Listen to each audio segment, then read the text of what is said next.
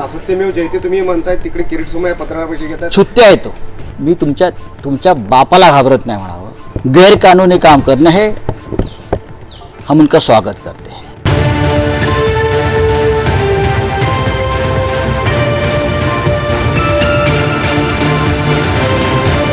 संपत्ती म्हणत असाल तर संपत्तीची व्याख्या बदलावी लागेल. संपत्ती कशाला म्हणतात हे समजून घ्या. माझं राहतं घर फार तर 2 रूम किचनचं असेल, दादरसारख्या भागातलं त्या मराठी माणसाचं मध्यमवर्गीय, आणि अलिबाग जे माझं गाव आहे तिकडे एक साधारण 50 गुंठ्याची जमीन 2009 पासून आधीपासूनची.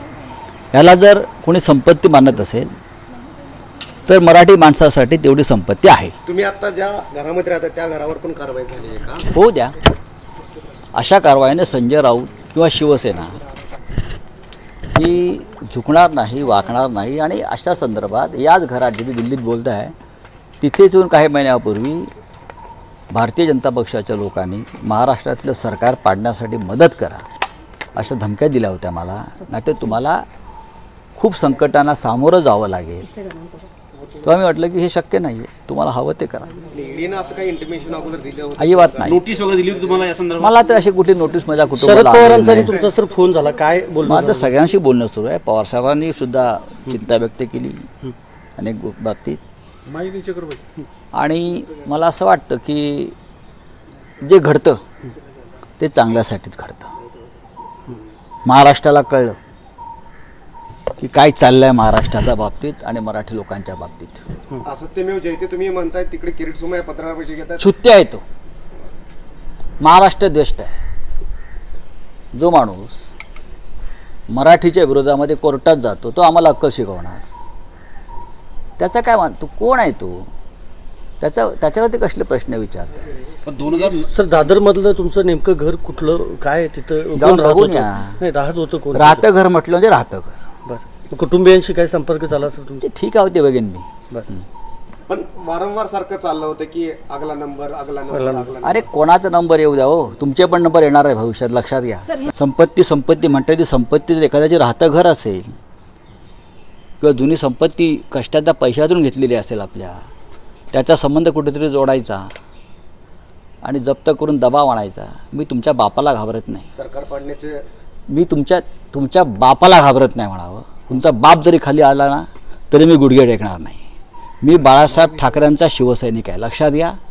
आणि आजही मला त्यांचे आशीर्वाद. 2009 नंतरची प्रॉपर्टी कारवाई केली का सर? राज्य सरकारने SIT स्थापन केली आज राज्य सरकारनं मी केलेल्या आरोपांवर SIT स्थापन केली काही प्रमुख अधिकाऱ्यांची. त्यानंतर ही कारवाई झाली. हा तुम्ही एक संयोग समजून घ्या. सर 2009ची प्रॉपर्टी आणि 2022 साली आता म्हणून तर म्हटलं ना सत्यमेव जयते. 1 रुपया जरी कुठल्या गुन्हेगारी स्वरूपाच्या पैशातून माझ्याकडे आला असेल आणि त्या पैशातूनही प्रॉपर्टी घेतली असेल, हे सिद्ध झालं, तरी प्रॉपर्टीच काय आहे ती प्रॉपर्टी सुद्धा मी भारतीय जनता पक्षाच्या नावावर करून द्यायला तयार आहे. ह्या संदर्भात तुम्ही काय कोर्टात वगैरे सर जाणार आहात? जाऊ कोर्टात. कोर्ट काय, कोर्टही त्यांचीच आहेत, पण बघू ना. मुख्यमंत्र्यांसोबत काही बोलणं झालं? नक्कीच. मुख्यमंत्र्यांसोबत आम्ही परिवार आहोत. हां. नक्कीच बोलणं झालं. मुख्यमंत्र्यांचं काय म्हणणं आहे? कारण काय वारंवार अशा बघा त्यांनाही त्रास होतो आहे, त्यांच्या कुटुंबांना त्रास होतो आहे. आम्ही पण त्यांचे कुटुंबीयच आहोत, आम्ही सुद्धा परिवार आहोत. प्रत्येकाला त्रास होतो आहे. पण आम्ही हा त्रास म्हणून हा मानत नसून हा एक लढाईतला घाव आहे. सर आज संध्याकाळी स्नेहभोजनाचा कार्यक्रम चहापानाचा ठरल्याप्रमाणे सगळे होणार? का नाही होणार? का आमच्यावरती काय दुःखाचा डोंगर कोसळला की काय? सुतकात नाही आहोत आम्ही. सुतक तिकडे लागेल. जो कार्रवाई की है आज ईडी ने, उस पर क्या करेंगे आप सर? कुछ नहीं, करने दो. जो करना है करने दो.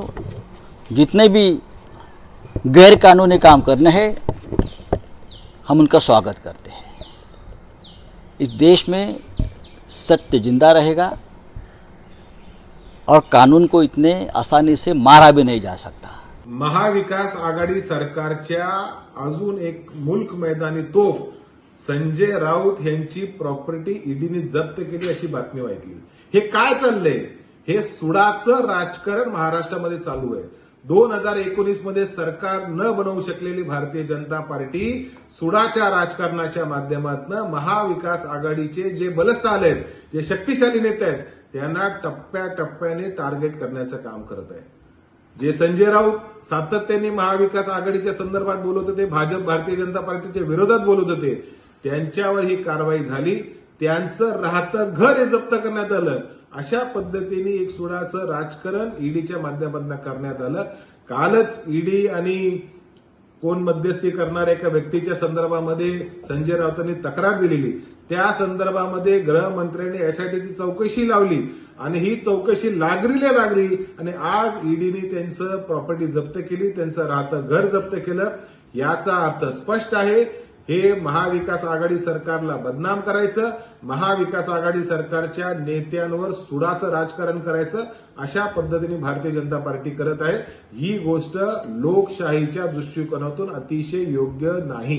मैं सना शेख द पब्लिक न्यूज 24 में आप सभी का स्वागत करती हूँ. ईडी द्वारा संजय राउत पर बड़ी कार्रवाई की गई है. हमारे साथ मौजूद है आलोक शुक्ला, जो कि द पब्लिक न्यूज 24 के इनपुट हेड है. जी सर, बहुत बहुत स्वागत है आपका. बड़ी कार्रवाई की गई है संजय राउत पे, क्या कहना चाहेंगे आप उसके बारे में? देखिए, ये एक सरकारी मुद्दा है जी. और इस मुद्दे पर एक पॉलिटिकल कारण हो भी सकता है और नहीं भी हो सकता है. जी. हमें सरकारी कामकाज पर क्वेश्चन नहीं उठाना चाहिए. हमारा एक लीगल सिस्टम है, उस पर हमें बिलीव करना चाहिए. अगर ईडी ने कोई कार्रवाई की है तो ईडी की कार्रवाई को समझने के लिए आपको सबसे पहले समझना होगा, ईडी जब भी कोई कार्रवाई करती है उसके पीछे साक्ष्य होता है, उसके पीछे कोई लिंक होता है.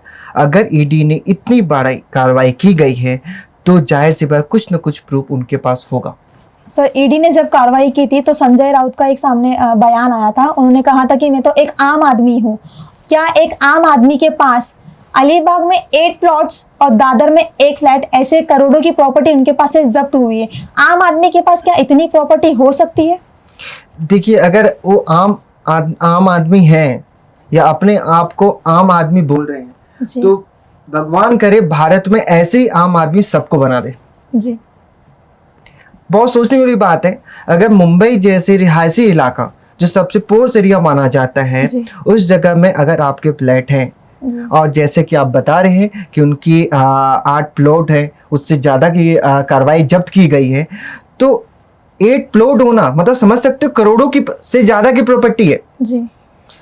ईडी जब भी कार्रवाई करती है तो उसके पीछे एक साक्ष्य होता है. बिना एविडेंस का उन्हें भी कोर्ट में जाना पड़ता है. ऐसा नहीं है कि ईडी ने कार्रवाई कर लिया तो उन पर क्वेश्चन नहीं उठ सकते. अगर गलत कार्रवाई करेगी तो इनके पास अदालत है, वो अदालत में जा सकते हैं. लेकिन ऐसे बयान देना कि मैं आम इंसान हूं, तो इतना आम इंसान पर तो ईडी कार्रवाई नहीं, ईडी सब पर कार्रवाई कर सकती है. इससे पहले कार्रवाई क्यों नहीं हुआ? इससे पहले आपने देखा होगा एनसीपी में कि बड़े नेता पर कार्रवाई की गई है. जी. तो जायज में कुछ न कुछ ऐसी बात है, ऐसे कुछ साक्ष्य ईडी के पास लगे हैं, इसलिए ईडी ने इतनी बड़ी कार्रवाई की है. तो क्या लगता है सर आपको, महाराष्ट्र में पॉलिटिकल गैंग वॉर शुरू हो गया है? शुरू हो गया नहीं, शुरू हो चुका है. जी. आप देख रहे हैं कि महाविकास आघाड़ी में धीरे धीरे करते ताश की पत्ते की तरह ढहते जा रही है. जी. कभी एनसीपी से कोई नेता पर कार्रवाई हो रही है, कभी शिवसेना से हो रही है. ये महाविकास आघाड़ी अपने जो नेताओं को अपने काम को बचाने स्टार्ट नहीं करेगी तो धीरे धीरे ताश की पत्तों की तरह ढह जाएगी. हाल ही में सर राज ठाकरे का जो एक भड़काऊ भाषण आया था, जिस तरीके से अगर ये मस्जिद के ऊपर जो लाउड स्पीकर लगे हुए हैं, अगर उसको नहीं हटाया गया तो हम भी डबल स्पीकर में, डबल साउंड में मस्जिदों के सामने हनुमान चालीसा पढ़ाएंगे. इसके ऊपर क्या कहना? देखिए, राज ठाकरे जी के बारे में तो मैं ज़्यादा कुछ नहीं बोलूँगा, लेकिन इतना बोलूँगा मानसून की तरह है. मानसून जैसे हमारे भारत में आती है साल में एक बार, वैसे ही वो बीच बीच में आते हैं, कुछ ऐसे बयान दे देते हैं जिससे मीडिया वाले को टीआरपी मिलता है. अब उस बयान को आप इतना सीरियस मोड पे ले रही हैं, अपने टीआरपी बढ़ाने के लिए आप कंटिन्यू कर सकते हैं, लेकिन ऐसा इसको पॉलिटिकल मुद्दा नहीं बना सकते. हर किसी चीज का एक टीआरपी इंटेंशन बढ़ाने होता के है. लिए नहीं सर, उन्होंने ये भी कहा था कि मैं नमाज के खिलाफ नहीं हूँ, लेकिन ऐसे लाउड स्पीकर के ऊपर सख्त से सख्त कार्रवाई होनी चाहिए. तो इसके ऊपर क्या कहना? देखिए, वो एक धार्मिक भावना है, किसी भी धार्मिक भावना को आहत नहीं करना चाहिए. हर किसी को धर्म मानने का भी अधिकार है और उसको स्वेच्छा से उसको पालन भी कर सकता है. ऐसा बयान अगर है तो ये धार्मिक भावना को भड़काने का है। जी। उनको अपने इस तरह के बयान से बचना चाहिए। ऐसा भी नहीं है कि सर ये अभी से ही लाउड स्पीकर चलने लगे, ये तो सालों साल मस्जिद में अजान देते आ रहे हैं और स्पीकर पे अजान चलते आ रहे हैं। और ऐसा नहीं है, मंदिरों में भी बहुत सारे ऐसे जगहों पे है जो आरती मंदिर स्पीकर पे लगाया जाता है, कभी कुछ होता है तो वो स्पीकर पे ऐसे अनाउंसमेंट होते ही रहते हैं। अभी सर 9 तारीख को राज ठाकरे की एक मीटिंग है, उस मीटिंग में क्या होने वाला है, इस भड़काऊ भाषण के बाद क्या उनकी एक सोच सामने आई है या उनको ऐसा लगा होगा कि मैंने गलत सेंटेंस बोल दिए, क्या लगता है आपको? देखिए, इसमें मैं आपको 2 बातें बोलना चाहूँगा। जब आप भड़काऊ भाषण बोल रहे हैं या टीआरपी बोल रहे हैं, तो मैंने जैसे पहले ही बताया कि एक मानसून की तरह है, बीच बीच में आते हैं, बीच में गायब हो जाते हैं। और मीडिया जो आज की मीडिया है, ठीक है ना, उस टीआरपी के लिए उसको बार बार कंटिन्यू करती है। देखिए, इंडिया में ऐसे ही राज ठाकरे साहब ही नहीं है, और भी लोग हैं जो बहुत सारे मुद्दे उठा रहे हैं। आप उन मुद्दे को आप नहीं उठाते क्योंकि आपको टीआरपी नहीं मिलेगा। टीआरपी की बात नहीं है सर, जिस तरीके से उनका भाषण सामने आते ही घाटकोपर में महाराष्ट्र नवनिर्माण सेना शाखा है, उसी मस्जिद के सामने लाउड स्पीकर पे जोर जोर से हनुमान चालीसा लगाई जा रही थी, तो ये टीआरपी कैसे होगी सर? टीआरपी इसमें है कि अगर आप उन चीजों को बढ़ावा न दें तो जाहिर सी बात है इस तरह के बयान नहीं आएंगे। सर आप एक्शन पे बयान ही देने कहा के जाता लिए- है, एक्शन पे ही रिएक्शन होता है, तो उन्होंने एक्शन किया इसलिए ये रिएक्शन हो रहा है। देखिए, एक्शन की बात करें तो भारत में बहुत सारे ऐसे नेता हैं। अगर आप एक पक्ष की, अगर आप मेरी 2 काउंट करोगे कि मैंने 2 किया तो 3 किसने किया, जी 4 किसने किया तो 2 किसने किया। जी। तो अप एंड डाउन अपने इंडियन पॉलिटिक्स एक ऐसा है जो 2 पूरे धर्मों को बांट कर चलने पर ही पॉलिटिक्स चल रहा है। जी अब हम आप समझना पड़ेगा कि आप किस तरह की पॉलिटिक्स चाहते हैं। जी आप जिस तरह के पॉलिटिक्स चाहते हैं, आम पब्लिक आपको दिखाएगी चेहरा। और अगर धर्म की भावना की बात अगर किया जाए तो यूपी जैसे इलेक्शन हो गया या बीजेपी हो गया, क्या बीजेपी को मुसलमान वोट नहीं दे रहे हैं यूपी में? आपको क्या लगता है?